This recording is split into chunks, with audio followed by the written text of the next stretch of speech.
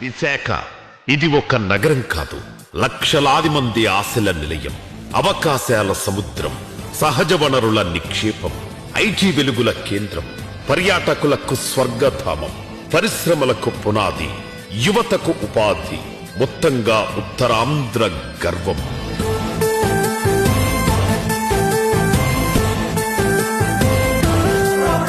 అలలు తీరాన్ని తాకినంత కాలం ఆశలు ఈ నగరాన్ని వదలవు. విశాఖ బలంగా ఉంటే ఉత్తరాంధ్ర దృఢంగా ఉంటుంది. విశాఖ ముందుకు నడిస్తే ఆంధ్రప్రదేశ్ వెలుగుతుంది. అది ముందుగా గుర్తించి ఆ దిశగా ఆలోచించి ఉత్తరాంధ్ర అభివృద్ధికి అడుగులు ముందుకు వేసిన నాయకుడు వైఎస్ జగన్మోహన్ రెడ్డి గారు ఒక్కరే.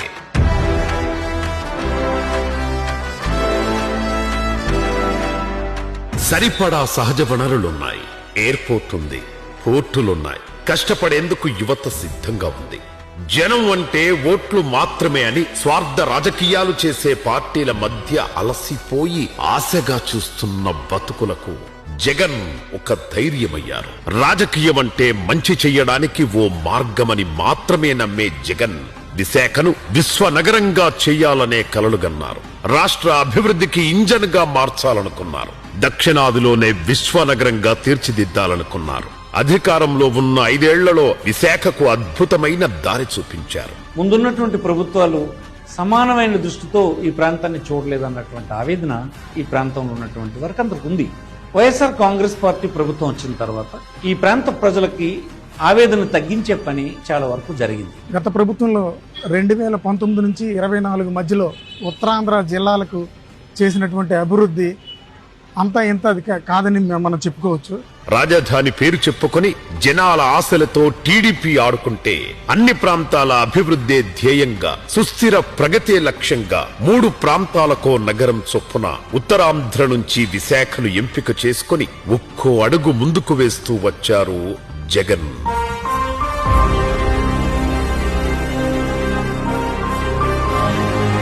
కష్టపడి పనిచేసే యువత, రైల్వేలు, హైవేలు ఎన్ని ఉన్నా ఉత్తరాంధ్ర అభివృద్ధికి దూరంగా ఉంది.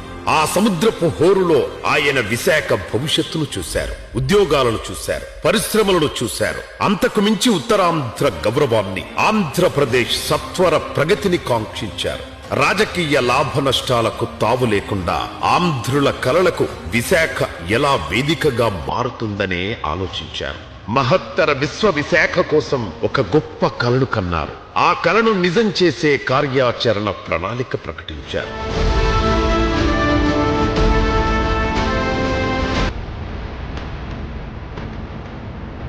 ఏపీలో మిగతా నగరాలతో పోలిస్తే విశాఖ అభివృద్ధి చెందుతున్న నగరం మాత్రమే కాదు, అతిపెద్ద నగరం కూడా. ఇక్కడ అన్ని ఉన్నాయి. ఇంకాస్త మౌలిక సదుపాయాలు కల్పిస్తే సర్వాంగ సుందరమవుతుంది. అభివృద్ధికి సహజ కేంద్రంగా, ప్రగతికి ఇంజన్ గా పనిచేస్తుంది. జగన్ ఆలోచన, తన పరిపాలనలో ఆచరణ అంతా ఇదే.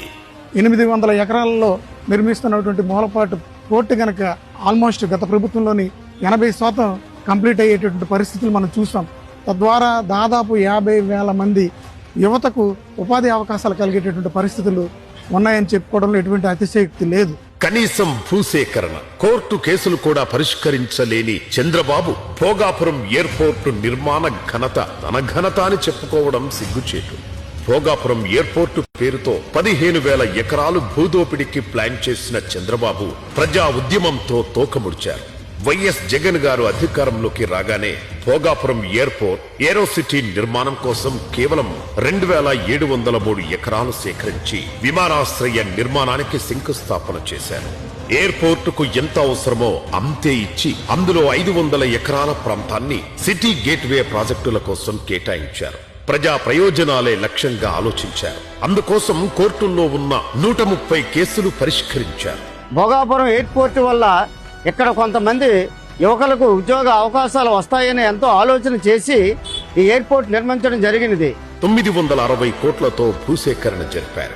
అంతేకాకుండా విశాఖపట్నం నుంచి భోగాపురం వరకు 77 మీటర్ల వెడల్పుతో కనెక్టివిటీ రోడ్డుపై ప్రణాళిక సిద్ధం చేసి అప్పటి ఆ శాఖ కేంద్ర మంత్రి నితిన్ గడ్కరీని కూడా ఒప్పించారు.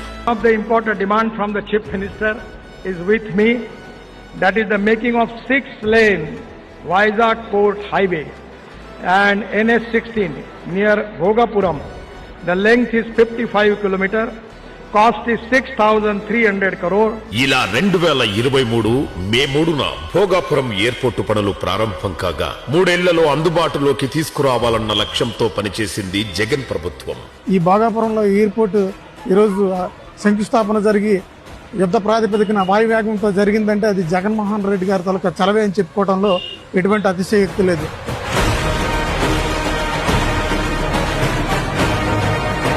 ఎయిర్పోర్ట్లు అందుబాటులోకి వస్తే వేల ఉద్యోగాలు వస్తాయని, భూముల విలువ పెరుగుతుందనే లక్ష్యంతో జగన్ అడుగులు ముందుకు వేశారు. జగన్ గారు అన్నీ చేస్తే చంద్రబాబు మాత్రం అన్నీ తన ఘనతే అని క్రెడిట్ చోరీ చేయడం దుర్మార్గం. ఈ 500 ఎకరాలను రద్దు చేసి తిరిగి వెనక్కి ఇచ్చేశారు. మరి అన్ని అంగులతోటి అన్ని అనుమతులతో భోగాపురం ఎయిర్పోర్ట్ వారు నిర్మిస్తే మరి ఈరోజు 30% వారు చేసి మేమే ఈ ఎయిర్పోర్ట్ని కట్టాం, మేమే ఎయిర్పోర్ట్ని సాధించామని శంకలు గుద్దుకుంటున్నారు కూటమి నాయకులు. వైజాగ్ పోర్టుకు దగ్గరలో గంగవరం పోర్టు ఉంది. ఈ 2 నౌకాశ్రయాల్లో విపరీతమైన రద్దీ ఉంటుంది. రద్దీని తగ్గించడంతో పాటు ఉత్తరాంధ్రను ఎగుమతులు దిగుమతులకు వాణిజ్యానికి కేంద్రంగా మార్చడానికి వెనకబడ్డ శ్రీకాకుళం జిల్లాలో 4,361 కోట్ల ప్రాజెక్టు వ్యయంతో మూలపేట పోర్టుకు శ్రీకారం చుట్టింది జగన్ ప్రభుత్వం. వైజాగ్ ను క్లీన్ గా ఉంచడంతో పాటు ఉత్తరాంధ్ర వలసలను తగ్గించడమే లక్ష్యంగా ఈ పోర్టు నిర్మాణం జరిగింది.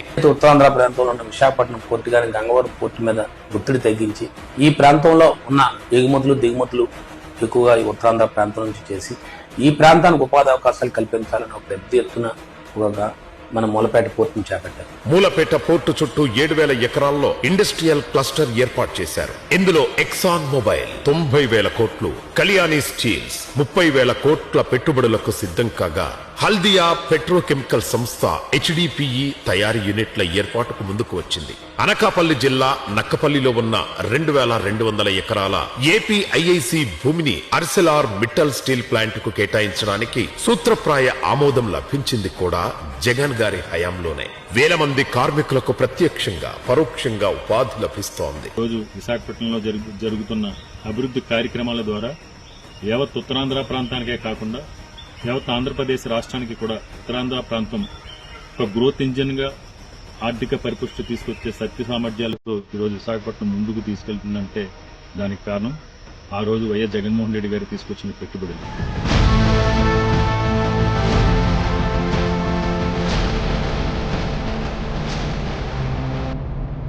ప్రతి వర్గానికి ఉపాధి కల్పించడం, ఉద్యోగానికి దారి చూపడం కోసం జగన్ ఎంతో కష్టపడ్డారు. ఇన్ఫోసిస్ సంస్థను వైజాగ్ కు తీసుకువచ్చి సాగర తీరంలో ఐటీ వెలుగులకు దారి చూపించారు. 2023 అక్టోబర్ 16న Visakhapatnam Madhurawada IT hill number 2లో ఇన్ఫోసిస్ డెవలప్మెంట్ సెంటర్ ను ఆయన ప్రారంభించారు. 35 కోట్ల వ్యయంతో 83,750 చదరపు అడుగుల్లో దీన్ని ఏర్పాటు చేశారు. 1000 మందికి పైగా ఉద్యోగులకు ఇక్కడ ఉపాధి లభిస్తోంది. ఇంకా విశాఖలో డేటా సెంటర్ వచ్చిందే జగన్ హయాంలో. ఇన్ఫోసిస్ సెంటర్ ను ప్రారంభించిన రోజు అదానీ డేటా సెంటర్ గురించి జగన్ ప్రస్తావించారు. అయితే ఇది గూగుల్ డేటా సెంటర్ అని జనాలను కన్ఫ్యూజ్ చేస్తూ జగన్ ప్రయత్నాలకు తాము క్రెడిట్ తీసుకునే ప్రయత్నం చేసింది కూటమి సర్కార్. అది గూగుల్ది కాదు, అదానీదే అని చివరికి చంద్రబాబు కేబినెట్ ప్రకటించింది. అప్పట్లో వైఎస్ఆర్సీపీ ప్రభుత్వం, సింగపూర్ ప్రభుత్వం వీళ్ళందరూ ఇన్వాల్వ్ అయి ఉంటేనే, గూగుల్ వీళ్ళందరూ ఇన్వాల్వ్ అయి ఉంటేనే ఈ రోజు ఇది జరుగుతా ఉంది. ఇప్పుడు అంతా అయిపోయిన తర్వాత ఈయన సుందర ముఖార విందాన్ని చూసి గూగుల్ వచ్చేసినట్టుగా ఆయన బిల్డప్ ఇచ్చేసేయడము. జగన్ హయాంలోనే విశాఖలో ఇనార్బిట్ మాల్ నిర్మాణానికి ముందుకు వచ్చింది రహేజా గ్రో. 10 లక్షల చదరపు స్క్వేర్ ఫీట్ విస్తీర్ణంలో నిర్మిస్తోన్న మాల్ త్వరలో అందుబాటులోకి రాబోతోంది. వేల మందికి దీంతో ఉపాధి అవకాశాలు లభించబోతున్నాయి. పర్యాటక కేంద్రం, సిటీ ఆఫ్ డెస్టినీ మాత్రమే కాదు, విశాఖను ఆధ్యాత్మిక నగరిగా మార్చేందుకు జగన్ హయాంలో టీటీడీ ఆధ్వర్యంలో రిషికొండపై వెంకటేశ్వర స్వామి ఆలయం నిర్మించారు. బీచ్ రోడ్డుకు ఎదురుగా కొండపై భాగంలో 10 ఎకరాల్లో 28 కోట్ల ఖర్చుతో వైకాసన ఆగమ నియమాలతో ఈ గుడి నిర్మించారు. సాక్షాత్తు కలియుగ దైవమైనటువంటి శ్రీ వెంకటేశ్వర స్వామి వారిని ఇక్కడ ప్రతిష్ఠించడం నిజంగా ఈ యొక్క విశాఖపట్నం కాదు, ఆంధ్ర రాష్ట్ర ప్రజానీకం చేసుకున్న అదృష్టం అని చెప్పి ఈ సందర్భంగా తెలియజేస్తా ఉన్నాను.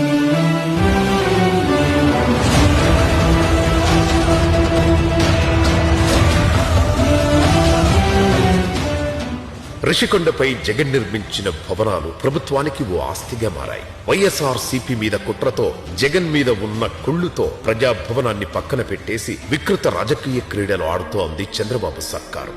విజయనగరంలో medical college, Paderu medical college, Parvathipuram, Narsipatnam medical కాలేజీలు, ఉద్దానంలో కిడ్నీ రీసెర్చ్ సెంటర్, హీరమండలం నుంచి సర్పేజ్ వాటర్ తీసుకొచ్చి డయాలసిస్ రోగులకు శాశ్వత పరిష్కారం చూపించిన నాయకుడు వైఎస్ జగన్ గారే. ఉద్దానం ప్రాజెక్ట్ దగ్గర నుండి airport, seaports, harbours, fishing harbours, ఇటు విజయవాడ రీటైనింగ్ వాల్ వరకు మల్టీ డైమెన్షనల్ విజన్ తో పీపుల్ సెంట్రిక్ గవర్నెన్స్ అందించిన ఏకైక ముఖ్యమంత్రి జగన్మోహన్ రెడ్డి గారని గర్వంగా చెప్తున్నారు. ఆ ఉద్దాన ప్రాంతంలో ఎప్పటి నుంచో పరిష్కారం కాని సమస్యగా ఉన్న కిడ్నీ సమస్యకు శాశ్వత పరిష్కారం చూపిస్తూ 700 కోట్లతో రక్షిత మంచినీటి పథకాన్ని ప్రారంభించారు.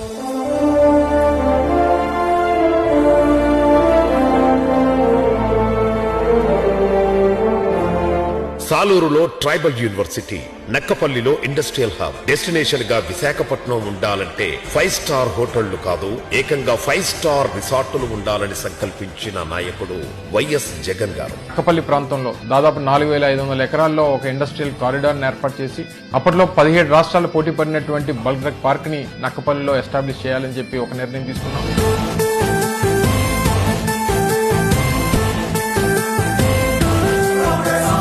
విశాఖలో చంద్రబాబు నాయుడు తన వాళ్లకు ప్రభుత్వం భూములు దోచిపెట్టడానికి 99 పైసలకే ఎకరాల భూములు దోచిపెడుతున్నారు.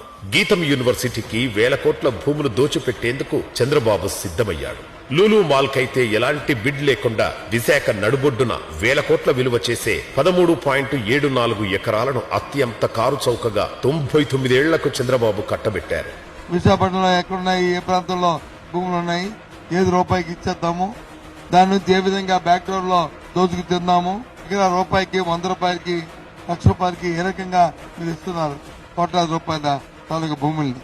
అంతేకాదు 3 ఏళ్లు ఎలాంటి రెంట్ కూడా లేకుండా ఇచ్చేశారు. ముఖ్యంగా పక్కా రియల్ ఎస్టేట్ సంస్థలైన సత్వ, కపిల్ గ్రూప్, ఏఎన్ఎస్ఆర్ లకు దేశంలో ఎక్కడా లేని విధంగా రాష్ట్ర ప్రభుత్వం పరిశ్రమల ముసుగులో ఖరీదైన భూములను కూటమి సర్కార్ చౌకగా కట్టబెట్టింది.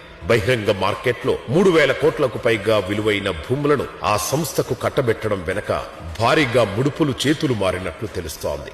అందుకే ఎటువంటి వేలం లేకుండానే 1000 కోట్ల విలువ చేసే భూములను పరిశ్రమల ఆకర్షణ పేరుతో ప్రభుత్వం దారాదత్తం చేసింది. ఈ ప్రాజెక్టుల్లో ఎటువంటి ప్రభుత్వ వాటా లేకుండా భూములను కట్టబెట్టడం విస్మయపరుస్తోంది. సత్వ, కపిల్ రియల్ ఎస్టేట్ సంస్థలు 60 ఎకరాల్లో 2 కోట్ల చదరపు అడుగుల నిర్మాణాల ద్వారా ప్రతి నెల అద్దెల రూపంలో 80 కోట్లు, ఏటా దాదాపు 1000 కోట్ల ఆదాయం పొందుతాయని అంచనా.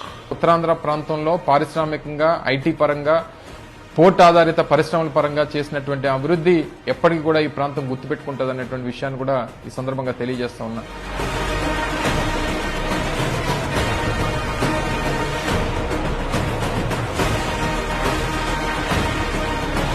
అదే వైఎస్ జగన్ గారు అదే విశాఖలో ఇనార్బిట్ మాల్కు ఓపెన్ బిడ్డింగ్ లో 17 ఎకరాల భూమి 30 ఏళ్ల పాటు లీజుకిచ్చారు. దీని ద్వారా ప్రత్యక్షంగా పరోక్షంగా దాదాపు 8,000 మందికి ఉపాధి దొరుకుతుంది. కానీ చంద్రబాబు మాత్రం భూములైతే ఎక్కువ మొత్తంలోనే కట్టబెట్టారు, కానీ ఉద్యోగాల విషయంలో ఊసే ఎత్తలేదు. ఇలా విశాఖలో తాము ఏమి చేయకపోగా కడప నుంచి జనాలు వచ్చి భూములు ఆక్రమిస్తున్నారని చంద్రబాబు కావాలనే దుష్ప్రచారం చేశారు. జగన్ గారు ఏ ఒక్కరికైనా 99 పైసలకే భూములిచ్చారా? ఏ ఒక్కరికైనా భూములు దోచిపెట్టారా? 99 పైసలకే భూములు ఇవ్వకపోయినా, ఏ ఒక్కరికి భూములు దోచిపెట్టకపోయినా వైఎస్ జగన్ గారి హయాంలో విశాఖకు ఎన్నో పరిశ్రమలు వచ్చాయి, ఎన్నో ఐటీ కంపెనీలు వచ్చాయి. 5 సంవత్సరాల కాలంలో 4 మెడికల్ కళాశాలలు ఈ ప్రాంతానికి వచ్చినాయంటే ఒక వెనుకబడిన ప్రాంతాన్ని అభివృద్ధి చేయడానికి జగన్మోహన్ రెడ్డి ప్రభుత్వం ఎంత కట్టుబడి ఉందో ఆ ఒక్క ఉదాహరణ చాలని మీకు మనం వచ్చేస్తుంది. జనం కోసం, జనాన్ని గెలిపించడం కోసం, వాళ్లకు మంచి భవిష్యత్ అందించడం కోసం విశాఖను ఎంచుకున్నారు జగన్ గారు. ప్రాంతాల మధ్య విద్వేషాలు రేపి రాజకీయాలు చేస్తూ చంద్రబాబు పబ్బం గడిపితే అన్ని ప్రాంతాలను అభివృద్ధి చేసే వ్యూహంతో జగన్ అడుగులు ముందుకు వేశారు. విజన్ ఉన్న నాయకుడి నిర్ణయాన్ని ముందు హేళన చేయొచ్చు, తర్వాత విమర్శించొచ్చు, చివరికి అంగీకరించడం ఖాయం. ఇదే నిజం. విశాఖ ఉన్నతి కోసం జగన్ తీసుకున్న నిర్ణయాలపై రగిలిపోయిన టీడీపీ, జనసేన పార్టీలు ఇప్పుడు విశాఖను తమ దోపిడికి మార్గంగా చేసుకున్నారు.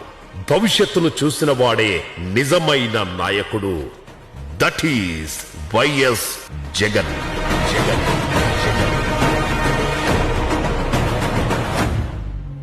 ఉత్తరాంధ్ర ప్రాంతం నుంచి, వెనుకబడ్డ ప్రాంతం నుంచి వచ్చిన మాలాంటి వాళ్ళకి ఎవరో ఒకరు పైకి లాగుతుంటారు. ఇప్పుడు ఏ దశాబ్దానికో లేకపోతే ఏ శతాబ్దానికో ఏ అర్ధ శతాబ్దానికో ఒక నాయకుడు మాలాంటి వాళ్ళని ఏమన్నా గుర్తించి పైకి లాగుతున్నప్పుడు మాలాంటి వాళ్ళని ఇట్లా హెరాస్ చేయడం అనేది ఇబ్బందికరంగా ఉంది. నేను ఆత్మవిశ్వాసంతో ఉన్నాను, ధైర్యంగా ఉన్నాను. ఎందుకంటే జగన్ గారి వెనకాతలు నడిచినప్పుడు ఆయన శ్వాస తగిలినా, ఆయన మాట విన్నా, ఆయన దేహం పక్కన నడిచినా చాలు. ధైర్యం లేని వాడికి ధైర్యం వస్తుంది, ధైర్యం ఉన్నవాడి ధైర్యం మరింత రెట్టింపు వస్తుంది. దీన్ని బలంగా నమ్మి మేము అడుగేస్తాం. ఎప్పుడు కూడా తప్పులు చేయాల్సిన అవసరం మాకు లేదు.